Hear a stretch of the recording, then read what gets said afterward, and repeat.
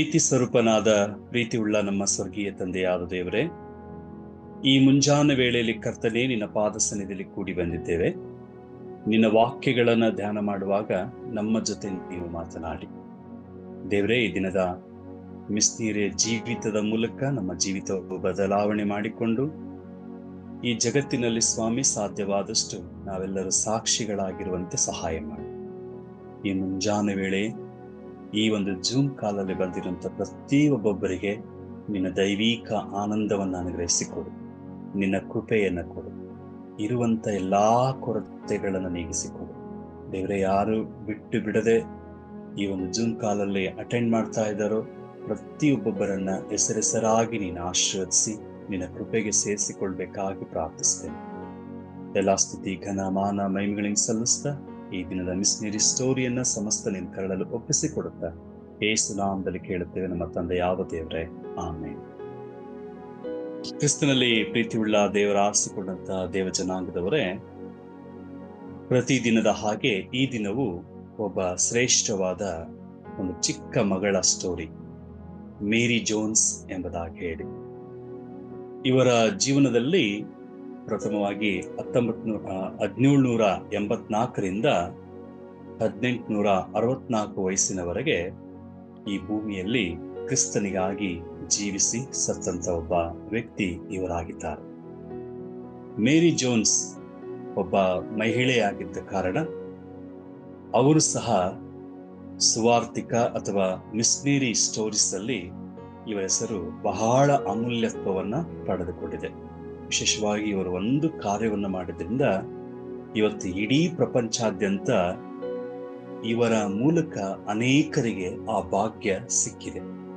ಯಾವ ಭಾಗ್ಯ ಅನ್ನುವಂಥದ್ದನ್ನ ನಾನು ಮುಂದೆ ನಿಮಗೆ ತಿಳಿಸ್ತೇನೆ. ಪ್ರಿಯರೇ, ಮೇರಿ ಜೋನ್ಸ್ ಇವರ ಜೀವಿತವನ್ನ ನಾವು ನೋಡುವಾಗ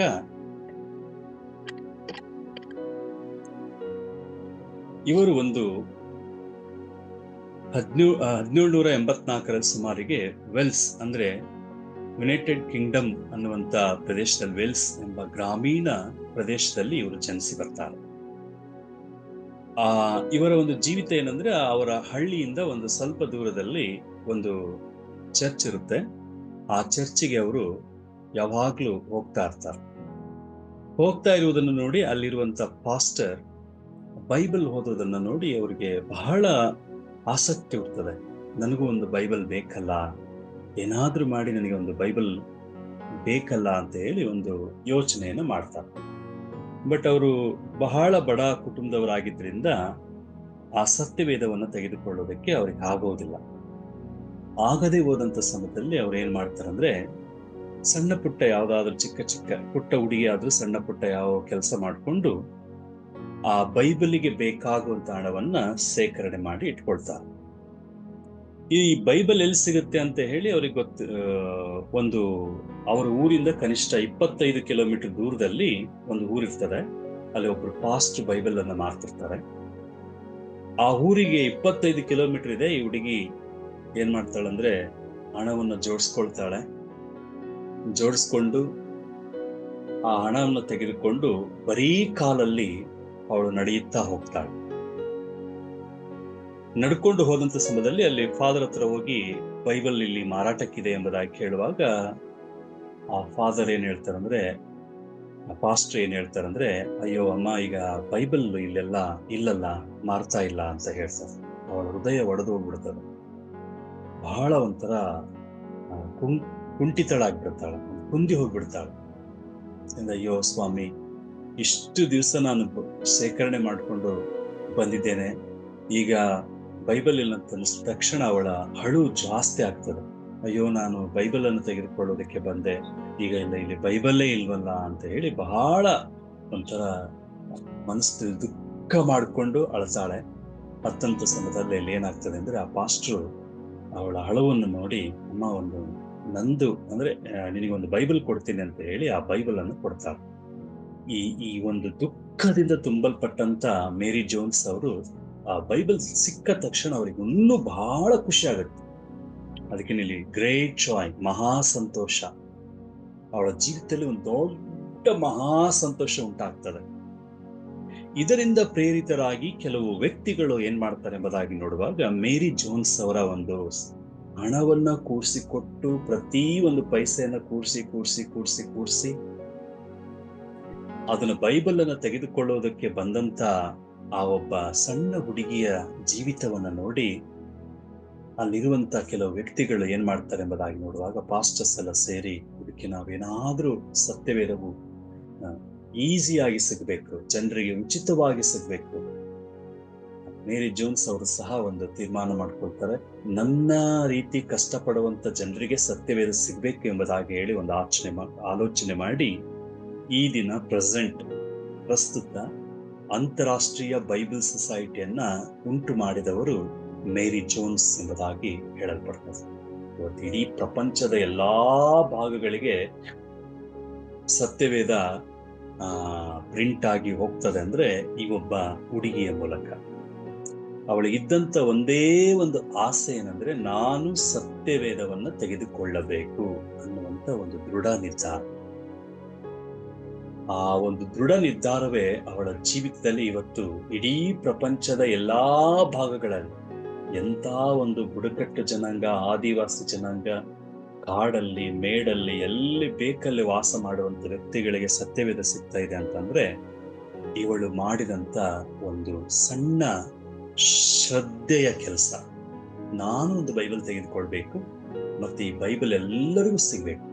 ತನಗೆ ಬೈಬಲ್ ಇಲ್ಲದಂತ ಸಮಯದಲ್ಲಿ ಅವಳಿಗೆ ಬಹಳ ಬೇಸರ ಆಗ್ತಾ ಇತ್ತು.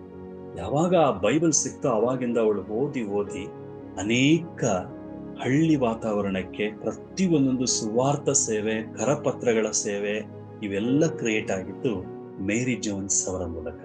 ಯಾಕಂದ್ರೆ ಬೈಬಲ್ ಸತ್ಯ ಉಳ್ಳದ್ದಾಗಿದೆ, ಜೀವ ಉಳ್ಳದ್ದಾಗಿದೆ ಎಂಬುದಾಗಿ ಮೇರಿ ಜೋನ್ಸ್ ಅವರು ತಿಳ್ಕೊಂಡಂತ ಒಂದು ಮಹಾ ಅದ್ಭುತವನ್ನ ಈ ದಿನದಲ್ಲಿ ನಾವು ಕಾಣಲಿಕ್ಕೆ ಸಾಧ್ಯ. ಬೈಬಲ್ ಅನ್ನ ಈ ದಿನದಲ್ಲಿ ಎಷ್ಟು ನಾವು ಶ್ರದ್ಧೆಯಿಂದ ಪ್ರೀತಿಸಬೇಕು. ಕೆಲವರಿಗೆ ಈ ದಿನಮಾನದಲ್ಲಿ ಬೈಬಲ್ ಉಚಿತವಾಗಿ ಸಿಗ್ತದೆ. ಆಗಿನ ದಿನಮಾನದಲ್ಲಿ ನೋಡ್ರಿ, ಅಂತ ಒಂದು ಶ್ರೀಮಂತ ಕಂಟ್ರಿಗಳಲ್ಲಿ ಒಂದು ಬಡ ಕುಟುಂಬದಲ್ಲಿ ಜನಿಸಿದಂತ ಮೇರಿ ಜೋನ್ಸ್ಗೆ ಅವತ್ತು ಬೈಬಲ್ ಸಿಗ್ಲಿಲ್ಲ. ಅವಳು ತನ್ನ ಚಿಕ್ಕ ಪುಟ್ಟ ಏನೇನೋ ಒಂದು ಸಣ್ಣ ಪುಟ್ಟ ಕಟ್ಟಿಗೆ ಆಮೇಲೆ ಏನೇನೋ ಕೆಲಸ ಮಾಡಿ ಅದರಿಂದ ಬಂದಂತ ಒಂದು ಸ್ವಲ್ಪ ಹಣವನ್ನು ಶ್ರೇಷ್ಠಿಸಿ, ನೋಡ್ರಿ ಇಲ್ಲಿ ಹೇಳ್ತದೆ, ಶ್ರದ್ಧೆಯಿಂದ ನೋಡ್ರಿ, ಆದರೂ ಅವಳ ಆಸೆ ಎಂದಿಗೂ ಕಡಿಮೆ ಆಗ್ಲಿಲ್ಲ. 6 ವರ್ಷಗಳ ಕಾಲ ಅವಳು ಶ್ರದ್ಧೆಯಿಂದ ಪ್ರತಿ ಪೈಸೆಯನ್ನ ಉಳಿಸಿದ್ಳು. ಅವಳ ಜೀವಿತದಲ್ಲಿ 6 ವರ್ಷಗಳ ಕಾಲ ಸತ್ಯವೇದವನ್ನು ಹುಡುಕುತ್ತಾ, ಆ ಸತ್ಯವೇದವನ್ನು ತೆಗೆದುಕೊಳ್ಬೇಕು ಅನ್ನೋ ಒಂದು ಮನೋಭಾವವನ್ನು ಇಟ್ಟುಕೊಂಡು ಪ್ರತಿ ದಿವಸ ಸರ್ಚ್ ಮಾಡಿ ಅವಳು ಶ್ರದ್ಧೆಯಿಂದ ಕೂಡಿಸಿದಂತ ಪೈಸದಿಂದ ಒಂದು ದೇವರ ವಾಕ್ಯವನ್ನು ಕೊಂಡುಕೊಳ್ಳುವುದಕ್ಕೆ ಅವಳಿಗಾಯಿತು. ಸತ್ಯವೇದ ಖರೀದಿಸಲು ಸಾಕಷ್ಟು ಹಣವಿತ್ತು. 25 ಕಿಲೋಮೀಟರ್ ದೂರದಲ್ಲಿ ವಾಸಿಸುವ ಪಾಸ್ಟರ್ ಮನೆಗೆ ಹೋಗಿ ಅಲ್ಲಿ ಅವಳ ಬೈಬಲ್ ಅನ್ನ ಖರೀದಿ ಮಾಡ್ತಾ ಇದ್ದಾಳೆ. ಆ ಸಭಾಪಾಲಕರು ಇಲ್ಲಮ್ಮ ಅಂತ ಹೇಳಿದಾಗ ಬಹಳ ಅವಳಿಗೆ ನೋವಾಗ್ತದೆ. ಆಮೇಲೆ ತಿರುಗಿ ಒಂದು ಬೈಬಲ್ ಅನ್ನ ಅವಳಿಗೆ ಕೊಟ್ಟಾಗ ಅವಳು ಬಹಳ ಸಂತೋಷ ಪಟ್ಲು. ಆ ಪುಟ್ಟ ಹುಡುಗಿಯ ದೃಢ ಸಂಕಲ್ಪ ಮತ್ತು ಸತ್ಯವೇದದ ಮೇಲಿನ ಪ್ರೀತಿ ಭಾವಕರಾದ ಫಾದರ್ ಅವರು ಕಣ್ಣೀರು ಸಹಿಸಲಾಗಲಿಲ್ಲ. ಅವಳ ನಂಬಿಕೆಗೆ ಸ್ಪರ್ಶಿಸಲ್ಪಟ್ಟು ತನ್ನ ಸ್ವಂತ ಬಳಕೆಯಲ್ಲಿದ್ದ ಸುಂದರವಾದ ಬೈಬಲ್ ಅನ್ನ ಅವಳಿಗೆ ಮೇರಿ ಅವರಿಗೆ ಕೊಡ್ತಾರೆ. ಆ ಒಂದು ಕ್ಷಣ ಮೇರಿಯವರು ಅದನ್ನ ನಂಬಲು ಸಾಧ್ಯವಾಗ್ತದೆ. ಅವರ ಜೀವಿತದಲ್ಲಿ ಸಭಾಪಾಲಕರತ್ತ ನೋಡಿದಳು. ನಂತರ ಅರಿವು ಮುಳುಗುತ್ತದೆ. ಅವಳ ಹೃದಯವು ಏಳವಾಗಿ ಸಂತೋಷದಿಂದ ತುಂಬಿ ತುಳುಕುತ್ತದೆ. ಆ ಅಮೂಲ್ಯವಾದ ಸತ್ಯವೇದವನ್ನು ಹಿಡ್ಕೊಂಡು ಅವಳು ತನ್ನ ಹಳ್ಳಿಗೆ ಹಿಂದಿರುಗಿದಳು. ಅವಳ ಉತ್ಸಾಹವನ್ನ ಯಾರಿಂದಲೂ ತಡೆಯಲಾಗಲಿಲ್ಲ. ಒಟ್ಟುಗೂಡಿಸಿ ಉತ್ಸಾಹದಿಂದ ತುಂಬಿ ಸತ್ಯವೇದವನ್ನು ಗಟ್ಟಿಯಾಗಿ ಓದಲು ಪ್ರಾರಂಭಿಸಿದಳು. ಈ ಚಿಕ್ಕ ಹುಡುಗಿಯ ಉತ್ಸಾಹ ಅಂತಾರಾಷ್ಟ್ರೀಯ ಸತ್ಯವೇದ ಸೊಸೈಟಿ ಸ್ಥಾಪನೆಗೆ ಕಾರಣವಾದ ಕಿಡಿಯಾಯಿತು.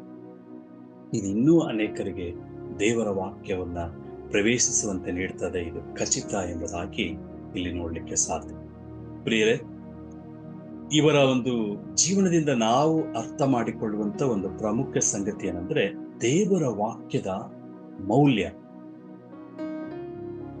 ನಮ್ಮ ಜೀವಿತದಲ್ಲಿ ಬೈಬಲ್ ಅನ್ನ ನಾವು ಯಾವ ರೀತಿ ಪ್ರೀತಿಸ್ತಾ ಇದ್ದೇವೆ ಅಥವಾ ಅದಕ್ಕೆ ಯಾವ ರೀತಿ ಕಿಮ್ಮತ್ತನ್ನ ಕೊಡ್ತಾ ಇದ್ದೇವೆ ಅನ್ನುವಂಥದ್ದು ಬಹಳ ಬಹಳ ಪ್ರಾಮುಖ್ಯವಾದ. ಮೇರಿ ಜೋನ್ಸ್ ಅವರ ಜೀವನ, ಅವರು ಸತ್ಯವೇದವನ್ನ ತೆಗೆದುಕೊಳ್ಬೇಕೆ ಅನ್ನುವಂಥದ್ದೇ ಒಂದು ಟಾರ್ಗೆಟ್ ಆಗಿತ್ತು. ಚಿಕ್ಕ ವಯಸ್ಸಿನಿಂದಲೂ 6 ವರ್ಷಗಳ ಕಾಲ ಕಾಯ್ದು ಕಾಯ್ದು ಕಾಯ್ದು ಕಾಯ್ದು ಕೊನೆಗೆ ಅವಳಿಗೆ ಸತ್ಯವೇದ ಸಿಕ್ಕಾಗ ಆ ಸತ್ಯವೇದದ ಮೂಲಕ ಇಡೀ ಅಂತಾರಾಷ್ಟ್ರೀಯ, ಇವತ್ತು ಭಾರತ ದೇಶದಲ್ಲಿ ಸಹ Mahatma Gandhiji road Bible society of India ಅಂತ ಇದೆ. ನೀವು ಯಾವ ಲ್ಯಾಂಗ್ವೇಜ್ ಬೈಬಲ್ ಅನ್ನು ತೆಗೆದು ನೋಡಿದ್ರು ಸಹ ಮಹಾತ್ಮ ಗಾಂಧೀಜಿ ರೋಡ್ ಬ್ಯಾಂಗ್ಳೂರ್ ಎಂಬುದಾಗಿರುತ್ತೆ. ಬೈಬಲ್ ಸೊಸೈಟಿ ಇವತ್ತು ನಮ್ಮ ಭಾರತ ದೇಶಕ್ಕೆ ಬರಲಿಕ್ಕೆ ಕಾರಣ ಎಂದರೆ ಮೇರಿ ಜೋನ್ಸ್ ಅವರ ಒಂದು ಯೋಜನೆ. ಅವರು ಮಾಡಿದಂತ, ಅವರ ಮೂಲಕ ಕೆಲವು ಪಾಸ್ಟರ್ಸ್ಗಳು ಪ್ರೇರಿತರಾಗಿ ಸ್ಥಾಪನೆ ಮಾಡಿದಂತ ಅಂತಾರಾಷ್ಟ್ರೀಯ ಬೈಬಲ್ ಸೊಸೈಟಿ ಎಂಬುದಾಗಿ ಈ ದಿನದಲ್ಲಿ ಸಹ ನಾವು ನೋಡಲಿಕ್ಕೆ ಸಾಧ್ಯ. ಮೇರಿ ಜೋನ್ಸ್ ಅವರಿಗೆ ಬಹಳ ಪ್ರಾಮುಖ್ಯವಾದಂತ ಒಂದು ಸತ್ಯವೇದದ ವಚನ ಯಾವುದು ಅಂತ ನೋಡೋದಾದ್ರೆ, ಕೀರ್ತನೆಗಳ ಪುಸ್ತಕ 119:72. ನೀನು ಉಳಿಸಿದ ಧರ್ಮಶಾಸ್ತ್ರವು ಸಾವಿರಾರು ಚಿನ್ನ ಬೆಳ್ಳಿ ನಾಣ್ಯಕ್ಕಿಂತಲೂ ನನಗೆ ಅತೀ ಪ್ರಿಯವಾಗಿವೆ. ಎಷ್ಟು ಸುಂದರವಾದಂತ ಒಂದು ವಚನ ಪ್ರಿಯರು. ನೀನು ಉಳಿಸಿದ ಧರ್ಮಶಾಸ್ತ್ರವು ಸಾವಿರಾರು ಚಿನ್ನ ಬೆಳ್ಳಿ ನಾಣ್ಯಕ್ಕಿಂತಲೂ ನನಗೆ ಅತೀ ಪ್ರಿಯವಾಗಿದೆ ಎಂಬುದಾಗಿ ಇಲ್ಲಿ ಹೇಳುವಂಥದ್ದನ್ನ ನಾವು ನೋಡೋದಕ್ಕೆ ಸಾಧ್ಯ. ಪ್ರಿಯರೇ, ಮೇರಿ ಜೋನ್ಸ್ ಅವರ ಕಥೆ ಈ ವಚನ ಪ್ರತಿಬಿಂಬಿಸ್ತದೆ. ಯಾಕಂದ್ರೆ ಅವರು ಎಲ್ಲಾ ಭೌತಿಕ ಸಂಪತ್ತಿಗಿಂತಲೂ ಹೆಚ್ಚಾಗಿ ಶಾಸ್ತ್ರಗಳನ್ನು ಗೌರವಿಸಿದರು ಮತ್ತು ದೇವರ ವಾಕ್ಯವನ್ನ ಪ್ರವೇಶಿಸಲು ಹೆಚ್ಚಿನದನ್ನು ತ್ಯಾಗ ಮಾಡಲು ಸಿದ್ಧರಿದ್ದರು. ಕ್ರಿಸ್ತನಲ್ಲಿ ಪ್ರೀತಿಯುಳ್ಳ ದೇವರ ಆರಿಸಿಕೊಂಡಂತ ದೇವಜನಾಂಗದವರೇ, ನಮ್ಮ ಜೀವಿತದಲ್ಲಿ ಸಹ ನಾವು ಯೇಸು ಕ್ರಿಸ್ತನನ್ನ ನಂಬುವ ವ್ಯಕ್ತಿಗಳಾದಂಥ ಸಮಯದಲ್ಲಿ ಮೇರಿ ಜೋನ್ಸ್ ಅವರ ಜೀವನದಲ್ಲಿ ಹೇಗೆ ಅವರು ಒಂದು ದೃಢ ನಿರ್ಧಾರವನ್ನು ತೆಗೆದುಕೊಂಡು ಸತ್ಯವೇದವನ್ನ ನಾನು ತೆಗೆದುಕೊಳ್ಬೇಕ ಒಂದು ಬಯಕೆ ಮಾತ್ರವಲ್ಲ, ಆ ಒಂದು ಆಸೆ ಅನೇಕ ಒಂದು ಪಾಸ್ಟರ್ಗಳಿಗೆ ಅವರಿಗೆ ಒಂದು ಮನಸ್ತಾಪಗಳಾಗಿ ಸತ್ಯವೇದವನ್ನ ಉಚಿತವಾಗಿ ಈ ಪ್ರಪಂಚಾದ್ಯಂತ ಕೊಡಬೇಕು ಅನ್ನುವಂಥ ಒಂದು ನಿರ್ಧಾರವನ್ನ ಮಾಡಿಕೊಂಡಂಥದ್ದನ್ನು ನಾವು ನೋಡೋದಕ್ಕೆ ಸಾಧ್ಯ. ಒಂದು ಕಾಲದಲ್ಲಿ ಸತ್ಯವೇದ ಬಹಳ ಫ್ರೀಯಾಗಿ ಸಿಗ್ತಾ ಇತ್ತು. ಈಗ ಒಂದು ಸ್ವಲ್ಪ ಸತ್ಯವೇದಕ್ಕೆ ಕೆಲವು ಡಿಮ್ಯಾಂಡ್ ಮಾಡ್ತಾ ಇದ್ದಾರೆ. ಯಾಕಂದ್ರೆ ಫ್ರೀಯಾಗಿ ಕೊಟ್ಟರೆ ಸರಿಯಾಗಿರಲ್ಲ ಎಂಬುದಾಗಿ ಹೇಳಿ ಕೆಲವೊಂದು ಕಾರ್ಯಗಳನ್ನು ಮಾಡಿಕೊಳ್ತಾರೆ. ಪ್ರಿಯರೇ, ಬೈಬಲ್ ಈಗೂ ಸಹ ಕೆಲವು ಸಂಘ ಸಂಸ್ಥೆಗಳು ಮುಂದೆ ಬಂದಿದೆ, ಸತ್ಯವೇದ ಉಚಿತವಾಗಿ ಕೊಡ್ತದೆ. ವಿಶೇಷವಾಗಿ ಹೊಸ ಒಡಂಬಡಿಕೆ ಎಲ್ಲರಿಗೂ ಫ್ರೀಯಾಗಿ ಸಿಗ್ತದೆ. ಪ್ರಿಯರೇ, ಯಾಕಂದ್ರೆ ನಮ್ಮ ಜೀವಿತದಲ್ಲಿ ದೇವರ ವಾಕ್ಯ ನಮ್ಮನ್ನ ಬದಲಾಯಿಸುವಂತದ್ದಾಗಿದೆ. ದೇವರ ವಾಕ್ಯವು ನಮ್ಮನ್ನ ಪ್ರೇರಿತರನ್ನಾಗಿ ಮಾಡುವಂತದ್ದಾಗಿದೆ. ದೇವರ ವಾಕ್ಯ ನಮ್ಮನ್ನು ಉಜ್ಜೀವನ ಪಡಿಸುವಂತದ್ದಾಗಿದೆ. ದೇವರ ವಾಕ್ಯ ನಮ್ಮನ್ನು ಉದ್ಧಾರ ಮಾಡುವಂತದ್ದಾಗಿದೆ. ದೇವರ ವಾಕ್ಯವಿಲ್ಲದೆ ನಮ್ಮ ಜೀವನವನ್ನು ನಾವು ಪ್ರಾರಂಭಿಸಬಾರದು. ದೇವರ ವಾಕ್ಯವಿಲ್ಲದೆ ಎಲ್ಲಿ ಯಾವ ಸ್ಥಳಕ್ಕೆ ಹೋದರೂ ಸಹ ದೇವರ ವಾಕ್ಯವನ್ನು ಹಿಡಿದುಕೊಂಡು ನಾವು ಹೋಗುವಂಥದ್ದು ಬಹಳ ಅಭ್ಯಾಸವಾಗಿದೆ. ನಮ್ಮ ಕಲ್ವಾರಿ ಚರ್ಚ್ ಡೈರೆಕ್ಟರ್ ಒಂದು ಮಾತು ಹೇಳೋರು, ನಾನು ಅವರ ಕೆಳದಲ್ಲಿ ಸೇವೆ ಮಾಡ್ತಾ ಇರುವಾಗ, ಅವ್ರಿಗೆ ಅಸಿಸ್ಟೆಂಟ್ ಆಗಿ ಕೆಲಸ ಮಾಡ್ತಾ ಇರುವಾಗ ಅವರೊಂದು ಮಾತು ಹೇಳೋರು. ಯಾವಾಗ್ಲೂ ಆ ಮಾತು ನನ್ನ ಜೀವನದಲ್ಲಿ ಬಹಳ ಒಂದು ಉಪಯುಕ್ತವಾಗಿದೆ. ಏನ್ ಹೇಳೋರು ಅಂದ್ರೆ, ಬೈಬಲ್ ಅನ್ನ ನೀವು ಎತ್ತಿಡೀರಿ, ದೇವರು ನಿಮ್ಮನ್ನ ಎತ್ತಿಡಿದ್ದಾನೆ. ಅಂದ್ರೆ ನೀವು ಬೈಬಲ್ ಅನ್ನ ಎತ್ತಿಡಿಯುವುದಾದ್ರೆ ದೇವರು ನಿಮ್ಮನ್ನು ಎತ್ತಿಡಿದ್ದಾನೆ ಎಂಬುದಾಗಿ ಹೇಳೋರು. ಅದೇ ರೀತಿ ಸತ್ಯವೇದವನ್ನು ನಾವು ಎಷ್ಟು ಎತ್ತಿ ಓದ್ತೇವೋ ಅಷ್ಟು ದೇವರು ನಮ್ಮನ್ನ ಆಶೀರ್ವಾದ ಮಾಡ್ತಾನೆ. ಬೈಬಲ್ ಅನ್ನುವಂಥದ್ದು ಬಹಳ ಬಹಳ ಪ್ರಾಮುಖ್ಯ. ನಿಜ ಜೀವನದಲ್ಲಿ, ನನ್ನ ಜೀವನದಲ್ಲೇ ಸಹ ಒಂದು ಬೈಬಲ್ ಅನ್ನ ಪ್ರಾರಂಭದಲ್ಲಿ ನಾನು ಕಳ್ತನ ಮಾಡಿ ಓದಿದ್ದೇನೆ. ಹಾಸ್ಟೆಲ್ ಅಲ್ಲಿ ಚಲೋ ಬೈಬಲ್ ಇರೋ, ಯಾಕಂದ್ರೆ ನಮ್ಮ ಹತ್ರ ಅಷ್ಟು ದುಡ್ಡು ಇರ್ಲಿಲ್ಲ. ಯಾಕಂದ್ರೆ ನಾವು ಸಹ ಬಡತನದಲ್ಲಿ ಇದ್ದಂತ ಒಂದು ಬಡತನದಿಂದ ನಮ್ಮನ್ನು KNH ಅಂತ ಹೇಳಿ ಒಂದು ಹಾಸ್ಟೆಲ್ ಸೇರಿಸಿದ್ರು ಗದಗಲ್ಲಿ. ಆ ಗದಗಲ್ಲಿ ಪ್ರೇಯರ್ ಮಾಡಿ ಆ ಬುಕ್ ಮುಚ್ಚಿ ಮತ್ತೆ ನಾವು ಆಫೀಸಲ್ಲಿ ಇಡಬೇಕು. ಆ ಬುಕ್ ಮುಚ್ಚಿ ಮತ್ತೆ ನಮ್ಮ ಆಫೀಸಲ್ಲಿ ಇಡ್ಬೇಕು. ಯಾಕಂದ್ರೆ ಹೊರಗಡೆ ಇಟ್ರೆ ಹುಡುಗರು ಹರಿತಾರೆ ಮತ್ತೆ ಅದನ್ನ ತೆಗೆದುಕೊಂಡು ಬಿಡ್ತಾರೆ ಎಂಬುದಾಗಿ ಹೇಳಿ ನಮ್ಮ ವಾರ್ಡನ್ನ ಕಪೋರ್ಟ್ ಒಳಗೆ ಇಡಕ್ಕೆ ಹೇಳೋರು. ನಾನು ನೋಡ್ರಿ, ನನ್ನ ಜೀವನ ಹೆಂಗ್ ಪ್ರಾರಂಭ ಆಯ್ತು ಅಂದ್ರೆ, ಆ ಬೈಬಲ್ ಅನ್ನ ಆಫೀಸಲ್ಲಿ ಇಟ್ಟಂತ ಬೈಬಲ್ ಅನ್ನ ನಾನು ಕಳ್ತನ ಮಾಡ್ಕೊಂಡು ಬಂದು ಓದ್ತಾ ಇದ್ದೆ. ಕಳ್ತನ ಮಾಡಿ ಕಪೋರ್ಟ್ ಒಳಗಿಟ್ಟು, ಯಾಕಂದ್ರೆ ವಾರ್ಡನ್ ಸರ್ ಬಹಳ ಸ್ಟ್ರಿಕ್ಟ್ ಇದ್ರು. ಒಂದ್ ಒಳ್ಳೆ ಏನಾದ್ರು ಬೈಬಲ್ ಈ ರೀತಿ ಯಾರ ಕಡೆ ಇತ್ತಂದ್ರೆ ಬಂದು ಹೊಡೆದು ಬಿಡೋರು. ಅದನ್ನ ನಾನು ಬಟ್ಟೆ ಮೇಲೆ ಮುಚ್ಚಿಟ್ಟು ಪ್ರತಿ ದಿವಸ ಎಷ್ಟೋ ಸಾರಿ ನಾ ಬೈಬಲ್ ಅನ್ನು ಓದಿದೆ. ನಾನು ಎಲ್ಲಿ ಬೈಬಲ್ ಅನ್ನು ತೆಗೆದುಕೊಂಡಿದ್ದೀನೋ ಆ ಒಂದು ಆಫೀಸಲ್ಲಿ ನಾನು ಕೆಲಸ ಮಾಡ್ತಿದ್ದೆ, ವಾರ್ಡನ್ ಆಫೀಸಲ್ಲಿ. ಆ ಆಫೀಸಲ್ಲೇ ನನಗೆ ಒಂದು ಕರಪತ್ರ ಸಿಕ್ತು. ಆ ಕರಪತ್ರ ಯಾವ್ದಂದ್ರೆ ಕಲ್ವಾರಿ ಚಾಪಲ್ ಯೂತ್ ಮೀಟಿಂಗ್ ಗಂಗಾವತಿಯಲ್ಲಿದೆ ಅಂತ ಹೇಳಿ. ಆ ಒಂದು ಕರಪತ್ರವನ್ನ ಹಿಡ್ಕೊಂಡೇ ನಾನು ಕೊಪ್ಪಳ ಸಾರಿ ಗಂಗಾವತಿ ಯೂತ್ ಮೀಟಿಂಗ್ ಬಂದು ಅಲ್ಲಿಂದ ದೇವರ ಸೇವೆ ನಮ್ಮ ಕಲ್ವಾರಿ ಚಾಪಲ್ ಅಲ್ಲಿ ಪ್ರಾರಂಭ ಮಾಡುವುದಕ್ಕೆ ಇದಕ್ಕೆ ಪ್ರಾಮುಖ್ಯವಾಗಿ ನವನೀತ್ ಸರ್ ಮತ್ತೆ ಗುಣಾಂಕಲ್ ಇದಕ್ಕೆ ಬಹಳ ಒಂದು ಪ್ರಾಮುಖ್ಯತೆಯನ್ನು ಕೊಟ್ಟು ನನ್ನನ್ನ ಒಂದು ಟ್ರೈನಿಂಗ್ ಅನ್ನು ಪಡಿಸಿ ಸತ್ಯವೇದದ ಮೂಲಕ ಒಂದು ಒಳ್ಳೆ ಸೇವೆ ಮಾಡುವುದಕ್ಕೆ ದೇವರು ನಮಗೆ ಅನುಗ್ರಹ ಮಾಡಿಕೊಟ್ಟಿದ್ದಾರೆ. ಪ್ರತಿಯೊಬ್ಬರ ಜೀವನದಲ್ಲಿ ಈ ತರ ಒಂದು ಬೈಬಲ್ ಬಗ್ಗೆ ಒಂದು ಚಿಂತನೆಗಳಿರ್ತವೆ. ನನ್ನ ಜೀವನದಲ್ಲಿ ನಾನು ಕಳತನ ಮಾಡಿ ಓದಿಕೊಂಡಂತ ಬೈಬಲ್ಲೇ ಈಗೂ ಸಹ ನನ್ನ ಕಡೆ ಇದೆ. ಆ ಬೈಬಲ್ ಮೂಲಕ ನಾನು ಸಹ ಕೆಲವು ಸಮಯದಲ್ಲಿ ಆ ಬೈಬಲ್ ಹೆಂಗೆ ನಾ ಕಳ್ತನ ಮಾಡಿದೆ ಆ ರೀತಿ ಕೆಲವರಿಗೆಲ್ಲ ಬೈಬಲ್ ಫ್ರೀ ಆಗಿ ಕೊಟ್ಟೆ.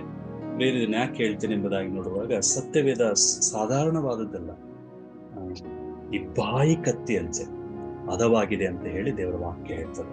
ಈ ಬಾಯಿ ಕತ್ತಿಗಿಂತಲೂ ಹದವಾಗಿದೆ ಎಂಬುದಾಗಿ ಸತ್ಯವೇದ ಹೇಳುವಂಥದ್ದನ್ನ ನಾವು ನೋಡೋದಕ್ಕೆ ಸಾಧ್ಯ. ಆದ್ರಿಂದ ಈ ಸಮಯದಲ್ಲಿ ಮುಖ್ಯವಾಗಿ ನಾವೊಂದು ಅರ್ಥ ಮಾಡಿಕೊಳ್ಳುವಂತ ಒಂದು ಸಂಗತಿ ಏನಂದ್ರೆ ಸತ್ಯವೇದ ನಮ್ಮ ಜೀವನವನ್ನ ಬದಲಾಯಿಸ್ತದೆ. ಮೇರಿ ಜೋನ್ಸ್ ಅವರು ಅವರ ಜೀವನದಲ್ಲಿ ಬೈಬಲ್ ಯಾವಾಗ ಅವರ ಹತ್ರ ಬಂತು ಅವರು ಜೋರಾಗಿ ಓದಲಿಕ್ಕೆ ಪ್ರಾರಂಭ ಮಾಡಿದ್ರು. ಓದುತ್ತಾ ಓದುತ್ತಾ ಓದುತ್ತಾ ಅನೇಕ ಅಂತಾರಾಷ್ಟ್ರೀಯ ಮಟ್ಟಕ್ಕೆ ಈ ಒಂದು ಸಂಸ್ಥೆ ಸ್ಥಾಪನೆ ಮಾಡುವುದಕ್ಕೆ ಇವರ ಒಂದು ಆಸೆ ಇವರ ಒಂದು ಬಯಕೆನೆ ಕಾರಣವಾಗಿದೆ. ಬೇರೆ ನಮ್ಮ ಜೀವಿತದಲ್ಲಿ ಸಹ ಸತ್ಯವೇದವನ್ನ ಅತಿ ಹೆಚ್ಚಾಗಿ ನಾವು ಪ್ರೀತಿಸ್ತೇವೆ. ಅತಿ ಹೆಚ್ಚಾಗಿ ನಾವು ಪ್ರೀತಿ ಮಾಡುವುದಾದ್ರೆ ಮಾತ್ರ ಈ ಭಾಗ್ಯವನ್ನ ಹೊಂದಿಕೊಳ್ಳೋದಕ್ಕೆ ಸಾಧ್ಯ. ಮೇರಿ ಜೋನ್ಸ್ ಅವರು ನೋಡ್ರಿ, ಸತ್ಯವೇದವನ್ನ ಅಸಾಧಾರಣವಾಗಿ ನೆನೆಸಬೇಡ್ರಿ, ಅಸಾಧಾರಣವಾಗಿ ನೆನೆಸ್ಬೇಕು.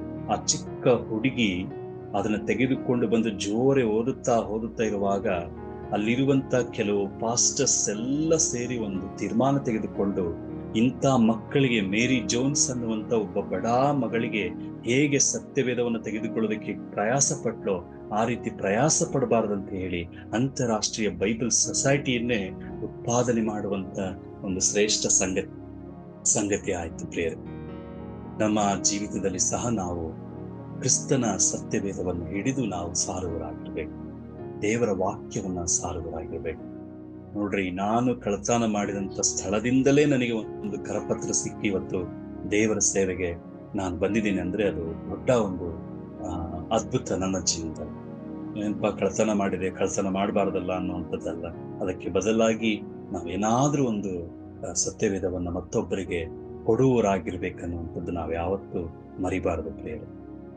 ಕಳತನ ಮಾಡಿದೆ, ಆದ್ರೆ ಅದು ಮುಂದಿನ ದಿನಮಾನದಲ್ಲಿ ಗೊತ್ತಾಗಿ ಇನ್ನೂ ಅದಕ್ಕೆ ತಕ್ಕಂತ ರೀತಿಯಲ್ಲಿ ಕೆಲವು ಬೈಬಲ್ ಅನ್ನ ಕೆಲವರಿಗೆ ನಾನು ಉಚಿತವಾಗಿ ಕೊಡಿಸಿದ್ದನ್ನ ನಾನು ನೋಡ್ಲಿಕ್ಕೆ ಸಾಧ್ಯ ಉಂಟು ಪ್ರಿಯರೇ. ನೋಡ್ರಿ, ಸತ್ಯವೇದ ಅಷ್ಟು ಒಂದು ಬೆಲೆ ಉಳ್ಳದು. ನಾವು ಅದನ್ನ ಅಸಡ್ಡೆ ಮಾಡಬಾರ್ದು. ಯಾಕಂದ್ರೆ ಅನೇಕ ಜನರು ರಕ್ತ ಸುರಿಸಿ ತಮ್ಮ ಪರಿಶುದ್ಧ ಕಾರ್ಯಗಳಿಂದ ತಮ್ಮ ಬೆರಳುಗಳಿಂದ ದೇವರು ಕೊಟ್ಟ ಆತ್ಮದ ಜ್ಞಾನದಿಂದಲ ಬರೆದು ಹೋಗಿದ್ದಾರೆ. ಆದ್ರೆ ಇವತ್ತು ನಾವು ಎಷ್ಟರ ಮಟ್ಟಿಗೆ ನಮ್ಮ ಜೀವನ ಇವತ್ತು ಆಗ್ಬಿಟ್ಟಿದೆ ಅಂದ್ರೆ ಮೊಬೈಲ್ ಬೈಬಲ್ ಎಂಬುದಾಗಿ ನಾವು ಹೇಳ್ತೇವೆ. ನಮಗಂತ ಒಂದು ಬೈಬಲ್ ಅನ್ನು ನಾವು ಇಟ್ಟುಕೊಂಡು ಆ ಸತ್ಯವನ್ನ ಹಿಡಿದುಕೊಂಡು ನಾವು ಹೋಗುವಾಗ ಮಾತ್ರ ದೇವರು ನಮ್ಮನ್ನು ಆಶೀರ್ವದಿಸ್ತಾನೆ. ಬೈಬಲ್ ಅನ್ನ ಹೋದ್ರಿ ಬರೇ ಬೈಬಲ್ ಅನ್ನುವಂಥದ್ದನ್ನು ಬಿಡು. ಯಾಕಂದ್ರೆ ಮೊಬೈಲ್ ಅಲ್ಲಿ ಬೈಬಲ್ ಓದುವಾಗನೇ ಕೆಲವು ಶೋಧನೆಗಳು ನಮಗೆ ಬರ್ತದೆ. ಆದ್ರೆ ಬೈಬಲ್ ಅನ್ನು ಹಿಡ್ಕೊಂಡು ನಾವು ಓದುವಾಗ ನಮಗೆ ಶೋಧನೆ ಬರ್ಲಿಕ್ಕೆ ಸಾಧ್ಯ ಇಲ್ಲ. ಯಾಕಂದ್ರೆ ನಮ್ಮ ಕಡೆ ಆ ಒಂದು ಇರೋದಿಲ್ಲ. ಆ ಸತ್ಯವೇದದಲ್ಲೇ ನಾವು ನಿಪುಣರಾಗಿರ್ತೇವೆ ಪ್ರಿಯರೇ. ಸತ್ಯವೇದವನ್ನ ಸರಿಯಾಗಿ ನೀವು ಓದ್ರಿ. ಒಬ್ಬ ಮೇರಿ ಜೋನ್ಸ್ ಹೇಗೆ ಇಡೀ ಅಂತಾರಾಷ್ಟ್ರೀಯ ಮಟ್ಟದಲ್ಲಿ ಒಂದು ಒಳ್ಳೆ ಬೈಬಲ್ ಸೊಸೈಟಿಯನ್ನ ಸ್ಥಾಪನೆ ಮಾಡೋದಕ್ಕೆ ಕಾರಣವಾದಳೋ ಅದೇ ರೀತಿ ನಿಮ್ಮ ಜೀವನದಲ್ಲಿ ಬದಲಾವಣೆ ಮಾಡೋದಕ್ಕೆ ದೊಡ್ಡ ಕಾರ್ಯಗಳು ಉಂಟು ಪ್ರಿಯರೇ. ನಾವು ಯಾವತ್ತೂ ಮರೆತು ಹೋಗಬಾರ್ದು. ಯಾವತ್ತೂ ನಾವು ದೇವರ ವಾಕ್ಯವನ್ನ ಮರೆಯದ ಹಾಗೆ ಕಾಪಾಡಿಕೊಳ್ಬೇಕು. ಅದಕ್ಕೆ ದೇವರ ವಾಕ್ಯ ಹೇಳುತ್ತೆ, ಸಾವಿರಾರು ಚಿನ್ನ ಬೆಳ್ಳಿಗಿಂತಲೂ ಅಮೂಲ್ಯವಾದದ್ದು. ಒಂದು ವಾಕ್ಯ ಹೇಳ್ತದೆ, ಅಪರಂಜಿ ಚಿನ್ನಕ್ಕಿಂತಲೂ ಶ್ರೇಷ್ಠವಾದದ್ದು. ಅಂದ್ರೆ ಸತ್ಯವೇದವನ್ನ ರುಚಿ ನೋಡೋರಿಗೆ ಮಾತ್ರ ಬಹಳ ಆಶೀರ್ವಾದಗಳೇ. ನಾವಿವತ್ತು ಅನೇಕ ಜನರು ಬೈಬಲ್ ಅನ್ನು ಫುಲ್ಲು ಓದ್ಬಿಡ್ತೇವೆ. ಆ ಕಡೆ ಈ ಕಡೆ ಎಲ್ಲ ಓದ್ಬಿಡ್ತೇವೆ. ಲಾಸ್ಟಿಗೆ ಬೈಬಲ್ ಮೇಲೆ ತರ ಜಿಂಕಿಸ್ತೆ ಬಂದು ಏನಂದ್ರೆ ಗೊತ್ತಿದೆ ಬಿಡು ಗೊತ್ತಿದೆ ಬಿಡು ಗೊತ್ತಿದೆ ಬಿಡು ಅನ್ನುವಂಥ ಸ್ವಭಾವ ಬರ್ತದೆ. ಬಟ್ ನನ್ನ ಜೀವನದಲ್ಲಿ ಒಬ್ಬ ವ್ಯಕ್ತಿಯನ್ನು ನಾನು ನೋಡಿದ್ದೆ ಏನಂದ್ರೆ, ಎಷ್ಟೇ ಬೈಬಲ್ ಗೊತ್ತಿದ್ರು ಮೊಣಕಾಲೂರಿ ಬೈಬಲ್ ಹಿಡ್ಕೊಂಡು ಹೋಗ್ಬಿಡ್ತಾರೆ. ನಾನು ಎಷ್ಟೋ ಸರಿ ಕಣ್ಣಾರೆ ನೋಡಿದ್ದೇನೆ. ನೋಡ್ರಿ, ಆ ರುಚಿ ಅವ್ರಿಗೆ ಗೊತ್ತಿದೆ. ಆ ರುಚಿ ಗೊತ್ತಿದ್ದರಿಂದ ಅವರು ಆ ಒಂದು ರುಚಿಯನ್ನ ಇನ್ನೂ ಟೇಸ್ಟ್ ಮಾಡ್ತಾ ಇದ್ದಾರೆ. ಆದ್ರೆ ನಮ್ಮ ಜೀವನದಲ್ಲಿ ಇವತ್ತು ಏನಾಗ್ಬಿಟ್ಟಿದೆ ಅಂದ್ರೆ, ನಾವು ಬೈಬಲ್ 3 ಸರಿ 4 ಸರಿ 5 ಸರಿ 6 ಸರಿ 7 ಸರಿ ಓದ್ಬಿಡ್ತೇವೆ. ಓದಿದ್ಮೇಲೆ ಅದ್ರ ಏನಾಗ್ಬಿಡ್ತದೆ ಅಂತಂದ್ರೆ ನಮ್ಗೆ ಓದಕ್ ಮನ್ಸೇ ಇರೋದಿಲ್ಲ. ನೆಕ್ಸ್ಟ್ ಆ ಬೈಬಲ್ ಅನ್ನು ನಾವ್ ಏನ್ ಮಾಡ್ತೇವೆ ಅಂತಂದ್ರೆ, ಈ ಸ್ಟೋರಿನ ನನಗೆ ಗೊತ್ತಿದೆ ಸೈತಾನ್ ನೋಡ್ರಿ ನಮ್ಮ ಒಳಗಡೆ ಬಂದು ಹೇಳ್ತಾನೆ, ಇದು ಗೊತ್ತಿದಲ್ ಬಿಡು ಓದ್ಬೇಡ ಅನ್ನುವಂತ. ನಿನಗೆ ಗೊತ್ತಿದೆಯಲ್ಲ, ಹೆಮ್ಮೆಯ ವಿಷಯಗಳನ್ನು ತಂದು ಇವತ್ತು ಸತ್ಯವೇದವನ್ನು ಓದದ ಹಾಗೆ ತಡೆಗಟ್ತಾರೆ. ನಾವೆಷ್ಟು ಓದಿದ್ರು ಸಾಲದು, ಎಷ್ಟು ಸಾರಿ ಮುಗಿಸಿದ್ರು ಸಾಲದು. ಬೈಬಲ್ ಅನ್ನ ಓದ್ತಾನೆ ಇದ್ರೆ ಪ್ರತಿ ದಿವಸ ಹೊಸ ಯೋಚನೆಗಳು. ಅದಕ್ಕೋಸ್ಕರ ಒಬ್ಬ ಸಂಗೀತಗಾರ ಹೇಳ್ತಾರೆ, ಅವು ದಿನದಿನವೂ ನಮಗೆ ಹೊಸದಾಗಿವೆ, ದಿನದಿನವೂ ನಮಗೆ ಹೊಸದಾಗ್ತವೆ. ನಾವು ಕಳೆದ ದಿವಸ ಒಂದು ವಚನ ಓದಿರ್ತೇವೆ, ಮತ್ತೆ ನೆಕ್ಸ್ಟ್ ಡೇ ಅದೇ ವಚನವನ್ನು ಓದುವಾಗ ಈ ದಿನ ಕೊಟ್ಟಂತ ಒಂದು ಅಧ್ಯಯನ ಅಪ್ಲಿಕೇಶನ್ ಈ ಬೇರೆ ದಿನದಲ್ಲಿ ಮತ್ತೆ ಬೇರೆ ರೀತಿಯಾದಂತ ಒಂದು ಅನ್ವಯಿಸುವಿಕೆಯನ್ನು ಅದು ಕೊಡ್ತದೆ. ಯಾಕಂದ್ರೆ ಸತ್ಯವೇದಕ್ಕೆ ಜೀವ ಇದೆ. ಬೇರೆ ಒಂದು ಇತಿಹಾಸ ಏನಂದ್ರೆ, ಇವತ್ತು ಇಡೀ ಪ್ರಪಂಚಾದ್ಯಂತ ಪ್ರಿಂಟಿಂಗ್ ಮಿಷನ್ಸ್ ಅಥವಾ ಬರಹ ಹಾಳಿ ಇವೆಲ್ಲ ಬರಬೇಕು ಅನ್ನೋದಕ್ಕೆ ಕಾರಣ ಏನಂದ್ರೆ ಸತ್ಯವೇದ. ಫಸ್ಟ್ ಸತ್ಯವೇದವನ್ನ ಪ್ರಿಂಟ್ ಮಾಡೋದಕ್ಕೋಸ್ಕರ, ಸತ್ಯವೇದವನ್ನ ರೆಡಿ ಮಾಡೋದಕ್ಕೋಸ್ಕರನೇ ಅನೇಕ ಪ್ರಿಂಟಿಂಗ್ ಅಂದ್ರೆ ಈ ಒಂದು ಪತ್ರಿಕಾ ಪ್ರಿಂಟಿಂಗ್ ಅನ್ನುವಂತ ಒಂದು ಕಾರ್ಯಗಳು ಬಂದಿದ್ದು ಸತ್ಯವೇದ. ಇಡೀ ಬೈಬಲ್ ಸೊಸೈಟಿ ಅಂತಾರಾಷ್ಟ್ರೀಯ ಬೈಬಲ್ 7,000 ಭಾಷೆಗಳಿಗಿಂತಲೂ ಅಧಿಕವಾಗಿ ಸತ್ಯವೇದ ಟ್ರಾನ್ಸ್ಲೇಷನ್ ಆದಂತ ಪುಸ್ತಕ ಯಾವ್ದಂದ್ರೆ ಇದು. ಮತ್ತೆ 1/2 ಪ್ರಿಂಟ್ ಆದಂತ ಬುಕ್ ಯಾವ್ದಂತಂದ್ರೆ ಬೈಬಲ್ ಅಂತ. ಪ್ರಿಯರೇ, ನಮ್ಮ ಜೀವನದಲ್ಲಿ ಹಾಗೆ ಸತ್ಯವೇದವನ್ನು ನಾವು ಪ್ರೀತಿಸೋಣ. ಸತ್ಯವೇದವನ್ನು ಬಿಡದೆ ನಮ್ಮ ಜೀವನವನ್ನು ರೂಪಿಸಿಕೊಳ್ಳೋಣ. ಬೈಬಲ್ ಅನ್ನ ಹಿಡ್ಕೊಂಡು ಚರ್ಚಿಗೆ ಹೋಗೋಣ. ಚರ್ಚ್ ಹೋಗೋದು ಮಾತ್ರ ಅಲ್ಲ, ನಮಗೆ ಯಾವ್ದಾದ್ರು ಕಾರ್ಯಗಳ ಆಗದೆ ಹೋದಂತ ಸಮಯದಲ್ಲಿ ಸತ್ಯವೇದವನ್ನು ಹಿಡ್ಕೊಂಡು ಹೋಗೋಣ. ಅಂದ್ರೆ ಬ್ಯಾಗಲ್ಲಿ ಇಟ್ಕೊಂಡು ನಮ್ಮ ಹತ್ರ ಇಟ್ಕೊಂಡು ಇರೋಣ. ತಲೆದಿಂಬಾಗಿ ಇಟ್ಕೊಳ್ಳೋದು ಬೇಡ, ಅಥವಾ ತಕ್ಷಣ ಓದಿ ದಿನಕ್ಕೊಂದೊಂದು ವಚನ ಓದಿ ಇದು ಹೇಳ್ತಾ ಅನ್ನೋದು ಬೇಡ. ಪ್ರತಿ ದಿವಸ ಅದನ್ನ ಆದಿಕಾಂಡದಿಂದ ಪ್ರಕಟಣೆವರೆಗೆ ನಾವು ಅಧ್ಯಯನ ಮಾಡೋಣ. ಈ ಡಿವಿಷನ್ ಅಲ್ಲಿ ಸತ್ಯವೇದದ ಭಾಗ ಅಂತ ನಾವು ಕೊಡ್ತೇವೆ. ಇವತ್ತು ವಿಮೋಚನ ಕಾಂಡ 1ನೇ ಅಧ್ಯಾಯ 6-14 ವಚನದಲ್ಲಿ ಬಂದಂತ ಒಂದು ಸ್ಟೋರಿ ಬಗ್ಗೆ ಅಲ್ಲಿ ನಾವು ನೋಡ್ಲಿಕ್ಕೆ ಸಾಧ್ಯ.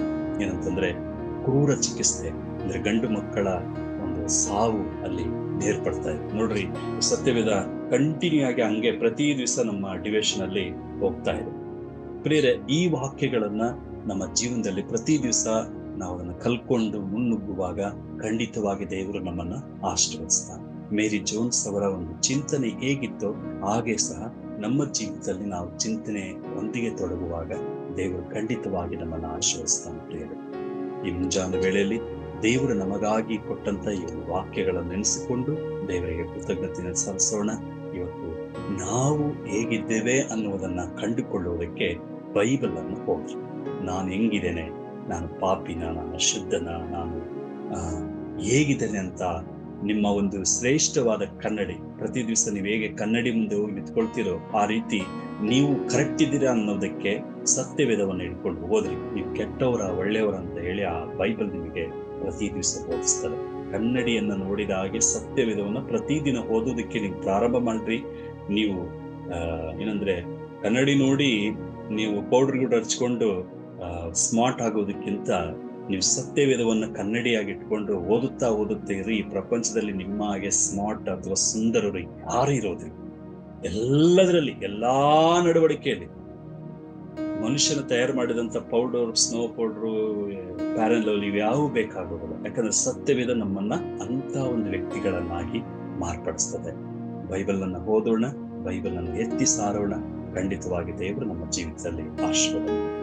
ಮೇರಿ ಜೋನ್ಸ್ ಅವರ ಕುರಿತು ನಮ್ಮ ಜೀವನದಲ್ಲಿ ನಾವು ಅರ್ಥ ಮಾಡಿಕೊಂಡು ಸಾಕ್ಷಿಯಾಗಿ ಜೀವಿಸೋಣ. ಕರ್ತನ ವಾಕ್ಯಗಳನ್ನು ವಿಶ್ವಾಸ ನಮ್ಮ ಕಣ್ಣುಗಳನ್ನು ಮುಚ್ಚಿ ಪ್ರಾರ್ಥನೆ ಮಾಡೋಣ. ಪ್ರೀತಿಯುಳ್ಳ ದೇವರೇ, ನಿನ್ನ ಮಗಳಾದಂತ ಒಬ್ಬ ಚಿಕ್ಕ ಹುಡುಗಿ ಮೇರಿ ಜೋನ್ಸ್ ಸತ್ಯವೇದಕ್ಕೋಸ್ಕರ ಹಂಬಲ ಪಟ್ಟಾಗ ಅವಳಿಗೆ ಸಿಕ್ಕಂತ ಭಾಗ್ಯವನ್ನು ನೆನೆಸಿ ಆ ಸತ್ಯವೇದನ ಓದುತ್ತಾ ಇಡೀ ಅಂತಾರಾಷ್ಟ್ರೀಯ ಮಟ್ಟದಲ್ಲಿ ಒಂದು ಸತ್ಯವೇದ ಬೈಬಲ್ ಸೊಸೈಟಿ ಉಂಟಾಗುವುದಕ್ಕೆ ಆ ಒಂದು ಚಿಕ್ಕ ಹುಡುಗಿ ಕಾರಣವಾದ ಸ್ವಾಮಿ. ದೇವರೇ, ನಮ್ಮ ಜೀವಿತದಲ್ಲಿ ಸಹ ಕರ್ತನೆ, ನಾವು ಸತ್ಯವೇದವನ್ನು ಪ್ರೀತಿಸುವರಾಗಿ ಸತ್ಯವೇದವನ್ನು ಹಿಡಿದು ಅನೇಕರಿಗೆ ಸಾರುವಂತ ಭಾಗ್ಯಗಳನ್ನು ಅನುಗ್ರಹಿಸಿಕೊಡು. ದೇವರೇ, ನಮ್ಮ ಜೀವಿತದಲ್ಲಿ ಸತ್ಯವೇದವನ್ನು ನಾವು ಎಷ್ಟು ಎತ್ತುತ್ತೇವೋ ಅಷ್ಟು ನಾವು ಆಶೀರ್ವಾದಕರವಾಗಿ ಮಾರ್ಪಡಲಿಕ್ಕೆ ಸಾಧ್ಯ ಉಂಟು ಸ್ವಾಮಿ. ದೇವರೇ, ಈ ಒಂದು ಸುಂದರವಾದ ಗಳಿಗೆಯಲ್ಲಿ ನಿನ್ನ ಮಕ್ಕಳಾಗಿ ಕೂಡಿ ಈ ಒಂದು ವಾಕ್ಯಗಳನ್ನು ಕೇಳುವ ಭಾಗ್ಯವನ್ನು ಅನುಗ್ರಹಿಸಿಕೊಟ್ಟಂತ ಮಹಾಕೃಪೆಗಾಗಿ ಸ್ತೋತ್ರ. ಮೇರಿ ಜೋನ್ಸ್ ಅವರ ಹಾಗೆ ಸತ್ಯವೇದವನ್ನು ಪ್ರೀತಿಸುತ್ತಾ ಸಾವಿರಾರು ಚಿನ್ನ ಬೆಳ್ಳಿಗಿಂತಲೂ ಶ್ರೇಷ್ಠವಾದ ಈ ಉತ್ತಮ ಪುಸ್ತಕವನ್ನ ನಮ್ಮ ಹೃದಯದಲ್ಲಿ ಇಟ್ಟುಕೊಂಡು ಅದನ್ನ ನಾವು ಪಾಲಿಸಿ ನಮ್ಮ ಇರುವಂತೆ ಎಲ್ಲಾ ಕೆಟ್ಟ ಕಾರ್ಯಗಳನ್ನ ಪ್ರತಿ ದಿವಸವನ್ನ ತೆಗೀತಾ ಮುನ್ನುಗ್ಲಿಕ್ಕಾಗುವಂತೆ ಸಹಾಯ ಮಾಡಿ. ಮೇರಿ ಜೋನ್ಸ್ ಅವರ ಹಾಗೆ ನಿನ್ನ ಸೇವೆಯನ್ನು ಮಾಡುವಂತೆ ಸಹಾಯ ಮಾಡಿ. ಎಲ್ಲಾ ಒಳ್ಳೆ ದಾನಗಳಿಂದ ಪಾಲಿಸಿಕೊಡ್ಬೇಕಾಗಿ ವಿಶೇಷವಾಗಿ ಕಲ್ವಾರಿ ಚಪ್ಪಲ್ ಸಂಸ್ಥೆಯನ್ನ ಮುಖ್ಯಸ್ಥರನ್ನ ಪ್ರತಿಯೊಬ್ಬೊಬ್ಬರನ್ನ ಹೆಸರಾಗಿ ಆಶೀರ್ವದಿಸಿ ನಡೆಸಬೇಕಾಗಿ ಈ ಮುಂಜಾನೆ ವೇಳೆಯನ್ನು ಸಮಸ್ತ ನಿಗ್ರಹಗಳಲ್ಲಿ ಒಪ್ಪಿಸಿಕೊಂಡು ನೀನ್ ಮಹಿಮೆಯೊಂದೇ ಆಶೀರ್ವದಿಸಿ ನಡೆಸಬೇಕಾಗಿ ನಮ್ಮ ಪ್ರಭು ರಕ್ಷಕನ ಒಡೆಯನೂ ಆದ ಯೇಸುವಿನ ಪವಿತ್ರವುಳ್ಳ ನಾಮದಲ್ಲಿ ಕೇಳಿ ಬಂದಿದ್ದೇವೆ ನಮ್ಮ ಸ್ವರ್ಗೀಯ ತಂದೆಯಾದ ದೇವರೇ. ಆಮೆನ್.